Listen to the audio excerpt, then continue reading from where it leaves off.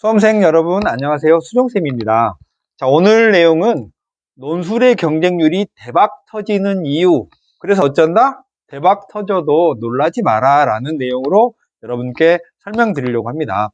자, 먼저 성균관대의 2022학년도 수시 경쟁률을 먼저 보시면 학생부 종합전형은 17대 1 정도 되네요. 나머지도 비슷비슷한데요. 논술 전형이 77대 1이에요. 이것만 보면 깜짝 놀라시겠네요. 근데 여러분이 대학교 가신 다음에 고시 공부할 때는요, 기본적으로 200대 1, 300대 1 하니까 이건 사실 아무것도 아니에요. 어쨌든 77대 1이면 엄청나게 높은 건 사실이잖아요. 그리고 논술 전형 자체에서 좀 더 살펴보시면 인문 계열도 낮진 않지만 자연 계열이 더 높아요. 소프트웨어가 142대 1, 반도체 시스템이 131대 1, 글로벌 바이오 메디컬 공학이 110대 1이어서 성균관대의 메이저 세계학과의 경쟁률이 상당히 높죠. 더 가고 싶은 학과니까 이렇게 높고요. 약학은 더 어마어마합니다. 661대 1. 이렇게 경쟁률이 높은 걸 보고 여러분이 놀라실 텐데 그거 다 허수다 라는 얘기 더 해보겠습니다. 그래서 논술 경쟁률이 왜 높은지를 생각해 보면 답이 있어요. 학생부 교과 전형은 딱 작년 입결 데이터를 보고 여러분의 성적을 딱 비교해 보면 불합격이 확정되면 당연히 못 쓰죠.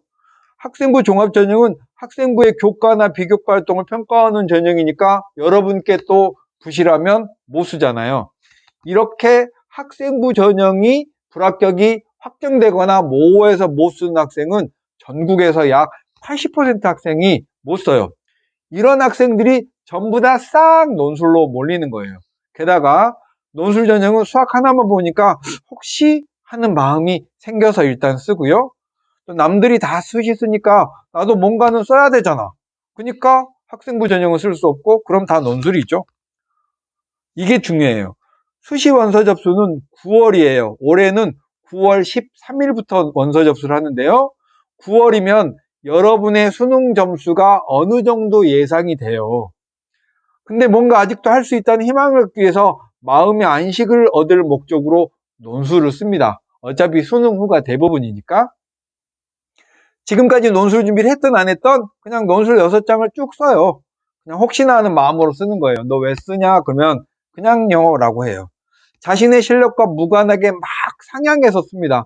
아까 보셨듯이 성균관대도 메이저 세계학과의 경쟁률이 가장 높아요. 거긴 최저도 센 거 아시죠? 주변 사람이나 부모님에게 나 연대 논술 썼어. 이렇게 약간 훅가시를 잡으려고 쓰는 거예요. 논술에 대해서 1도 모르고 논술 기출문제를 한 번도 안 봤지만 그냥 지원합니다. 최저가 높든 말든 막 지원하는 거예요. 이렇게 논술은 전국의 모든 수험생들이 학생부 전형에 쓰지 못하는 수험생들이 다 몰리는 거예요. 그러면 그래요, 경쟁률이 그럼 높은 거 아니에요? 수시 전형의 가장 기본적인 핵심은 뭐냐면 여러분이 정시보다 무조건 잘 가는 게 수시죠. 여러분이 정말 많은 학생들이 수능시험을 잘 볼까봐 걱정해요. 수능시험 잘 봐서 더 낮은데 수시를 써서 납치될까봐 고민을 하는데 그런 학생은 드물죠. 그러니까 자신의 예상 점수보다 더 높은 수시는 막 지원해요. 6장을. 그게 논술 경쟁률이 가장 대박이 나는 큰 이유죠. 좀 전에 성균관대를 예로 들었으니까 끝까지 성균관대를 예를 가지고 들어볼게요. 성균관대의 자연계열은 수능 최저가 2개합 4에 영어 2등급에 한국사 4등급입니다. 이렇게 따로따로 조건이 있으니까 은근하게 저걸 다 맞추는 일이 쉽지 않죠. 그러면 아까 자연과학 계열은 경쟁률이 62대 1이었죠. 그런데 성균관대는 보통 수능 보는 주에 일요일 날 시험 보는데 시험장에 오는 학생은 30대 1 정도 된답니다. 전체 지원을 62명이 했다면 수능장에는 30명 정도가 오니까 여러분이 수능 시험장에 가면 듬성듬성 온 학생만큼 자리가 비겠죠? 그런데 수능 최저를 충족한 실질 경쟁률은 15대 1 정도 되는 거예요. 그러면 지원 경쟁률에 비해서 보면 약 4명당 3명꼴로 못 맞추는 거죠.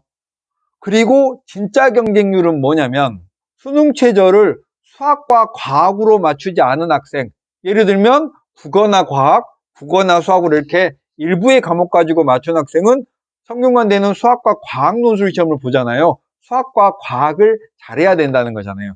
이렇지 않은 학생도 실질적인 경쟁자가 아니죠. 그리고 수학과 과학으로 수능 최저를 맞췄더라도 논술 준비를 1도 안 해본 학생, 이런 학생 의외로 엄청 많습니다. 이런 학생도 진짜 경쟁자가 아니에요.